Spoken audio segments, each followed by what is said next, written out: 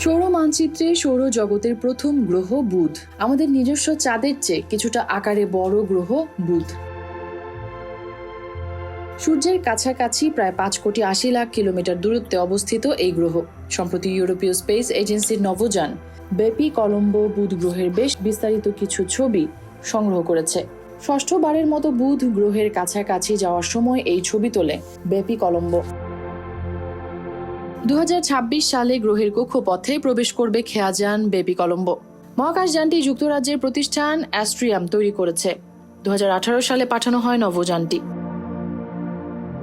ইএস-এর মহাপরিচালক জোসেফ অ্যাশবাচার বলেন, বেপি কলম্বোর পর্যবেক্ষণ ক্যামেরা 1 থেকে বিভিন্ন ছবি তোলা হয়। ছবিতে যেসব অন্ধকার গর্ত দেখা যাচ্ছে সেখানে পানি জমে থাকতে পারে। এসব গর্তের নামকরণ করা হয়েছে প্রোকোফিয়েভ, ক্যান্ডিনস্কি, টলকিয়েন ও গর্ডিমারের গর্ত বেশ বড়। স্থায়ী ছায়া দেখা যায় এসব গর্তে। ছায়ার কারণে এসব গর্ত সৌরজগতের শীতলতম স্থানের মধ্যে একটি বলা যায়। বুধ সূর্যের সবচেয়ে কাছের গ্রহ হওয়া সত্ত্বেও এসব গর্ত অনেক শীতল। এমন অন্ধকার গর্তে হিমায়িত পানি থাকতে পারে বলে মনে করেন বিজ্ঞানীরা। গ্রহটিতে সত্যিই পানি আছে কিনা তা বেপি কলম্বো একবার গ্রহের কক্ষপথে গেলে অনুসন্ধান করা যাবে। বেপি কলম্বোর ফ্লাইট ডাইনামিক ম্যানেজার ফ্রাঙ্ক বুটনিক বলেন, বেপি কলম্বোর মূল অভিযান 2 বছর শুরু হতে পারে।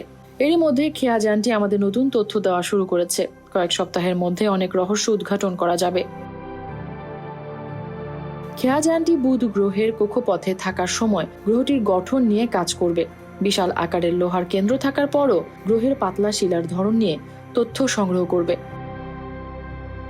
কক্ষপথে প্রবেশের পর বেপি কলম্বো মার্কারি ট্রান্সফার মডিউল গ্রহের জন্য একটি অরবিটার ও জাপান অ্যারোস্পেস এক্সপ্লোরেশন এজেন্সির মার্কারি ম্যাগনেটোস্ফিয়ারিক অরবিটার উন্মুক্ত করবে। 2027 সাল থেকে 2টি অরবিটার গ্রহটির ডেটা সংগ্রহ করা শুরু করবে। মেহরুন বিনতে ফেরদৌস, 7 রং নিউজ।